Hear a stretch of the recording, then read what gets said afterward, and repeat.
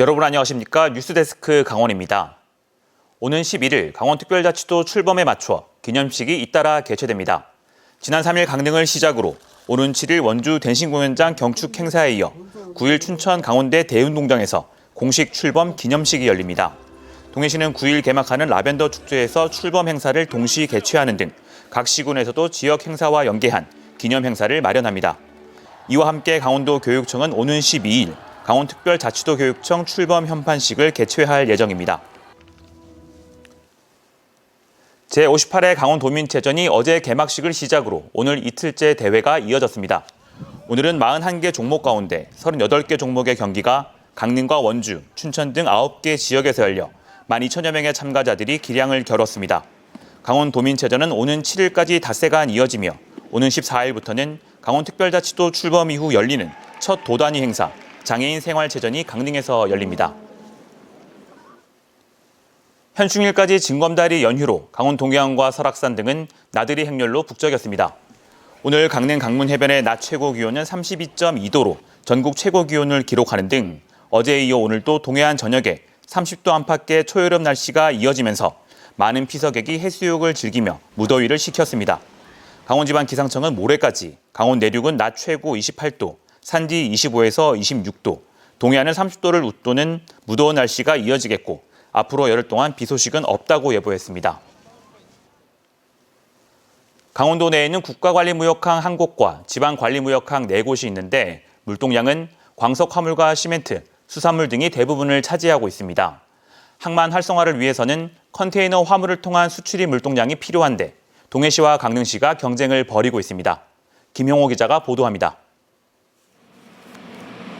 동해묵호항, 즉 동해항과 묵호항은 도내에서는 유일한 국가관리무역항입니다.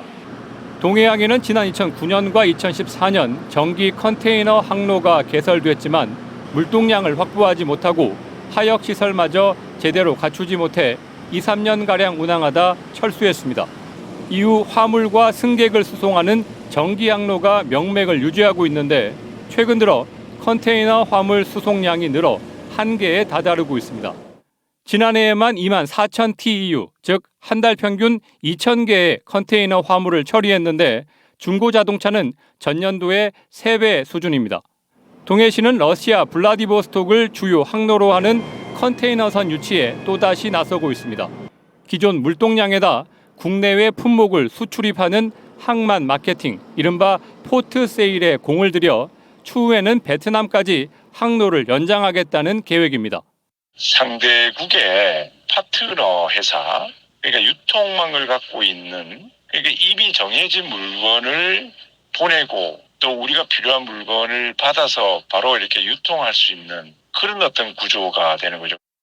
옥계양 개발에 집중하고 있는 강릉시도 컨테이너선 유치에 시동을 걸었습니다. 지난달 컨테이너 선박회사와 하역업체, 물류업체 등과 국제 정기항로 개설 업무 협약을 체결했습니다. 강릉시는 화력발전소에 공급할 우드 펠릿 수송을 초창기 물동량으로 삼아 수출 물량을 확대한다는 구상입니다. 항세를 확장해서 지역에 이제 그 수출입이 가능한 기업들이 많이 들어와서 지역의 경제적이나 인구 증가에 도움이 될 수 있는. 문제는 두 항로가 수입 화물에서는 차별화되어 있지만 수출 화물에서는 경쟁이 불가피하다는 점입니다. 도내뿐만 아니라 수도권의 화물까지 확보해야 하는데 동해안과 옥계양 항로의 수출 품목이 중복될 가능성이 큽니다. 강원도는 해당 지자체와 함께 운항 장려금을 지원하면서 항로를 지속적으로 유지할 수 있는 방안을 주문했습니다. 3년만 지나고 보통 끝나는 경우가 있었는데 구체적으로 세부 협약 시에는 3년 주고받고 몇 년 더 운항을 지속할 수 있는 그런 규정을. 동해시는 이번 달 취항을 목표로 하고 있고 강릉시도 하반기 안에는 컨테이너선 운항을 시작하겠다는 계획인데 항로 유지에 중장기 전략이 필요한 상황입니다. MBC 뉴스 김영호입니다. 봄가을마다 각 지자체는 도시 경관 개선과 시민 안전을 위해 대대적인 가로수 가지치기를 하곤 하는데요. 과도하게 가지치기가 이루어지면서 아예 말라 죽어가는 나무도 속출하고 있습니다. 보다 신중한 접근이 필요해 보입니다. 윤하은 기자가 취재했습니다. 원주의 한 교차로, 교통섬 위에 소나무 서너 그루가 심겨져 있습니다. 그런데 모두 잎사귀 끝이 갈색으로 변하며 말라가고 있습니다. 인근 도로변의 소나무도 마찬가지. 그늘을 만들어주기는커녕 앙상한 모습으로 언제 쓰러질지 위태로워 보입니다. 과도한 가지치기와 겨우내 뿌린 염화칼슘의 영향으로 땅이 산성화되면서 제대로 자라지 못한 겁니다. 원주를 대표하는 은행나무도 수형 조절을 위해 가지가 잘려나간 뒤 한창 새잎이 자라는 요즘 몸통에서 잎이 나는 기형적인 모습을 쉽게 찾아볼 수 있습니다. 근데 나도 그게 너무 안타까워서 이 소나무는 민감해서 이걸 조금만 과도하게 하면은 바로 고사시킨다는 거예요. 희생하기가 쉽지 않겠다. 상당한 예산에 지금 들어가 있거든요. 원주시에 있는 가로수는 3만 5천 그루 가량으로 은행나무와 왕벚나무가 절반 이상을 차지합니다. 열매로 인한 악취나 가게 간판을 가린다는 민원이 제기되면 가지치기가 이루어지는데 얼마를 남기고 해야 하는지 세부 지침이 없어 무분별하게 이루어지고 있는 겁니다. 전문가들은 미관을 위한 무분별한 가지치기보다는 가로수가 제 역할을 할 수 있도록 체계적인 관리가 필요하다고 지적합니다.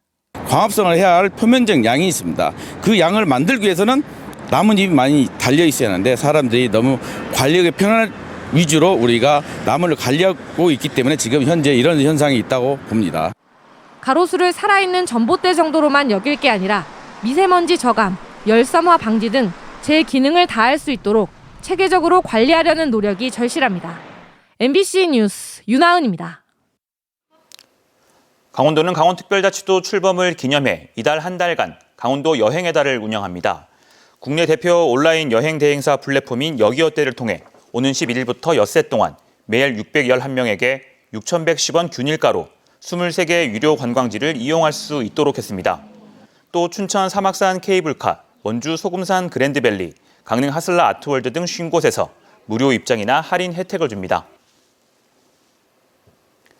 오늘 오후 1시 40분쯤 설악산 장군봉에서 암벽 등반을 하던 50대 여성이 60m 아래로 추락했습니다. 여성은 신고를 받고 출동한 환동해 산악구조대 헬기에 의해 구조돼 병원에서 치료를 받고 있습니다.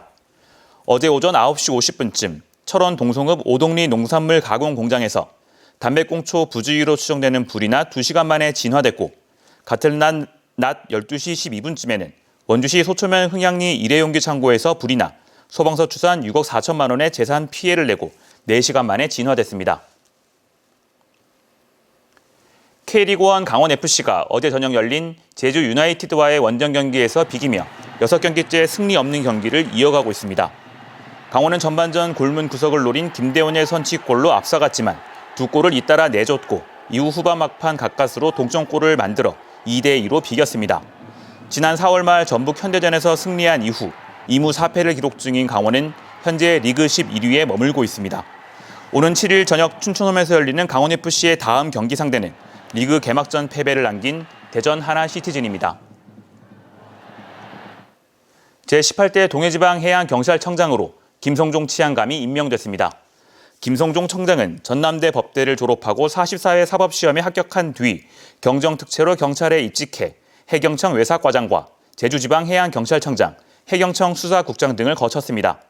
전임 장인식 청장은 본청 수사국장으로 자리를 옮겼습니다.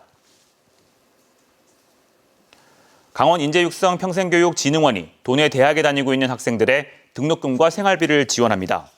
등록금의 경우 학자금 지원 구간 5구간 이하인 학생들이 15일까지 신청하면 중복수의 확인을 거쳐 학기당 최대 150만 원을 지원합니다. 뉴스를 마칩니다. 고맙습니다.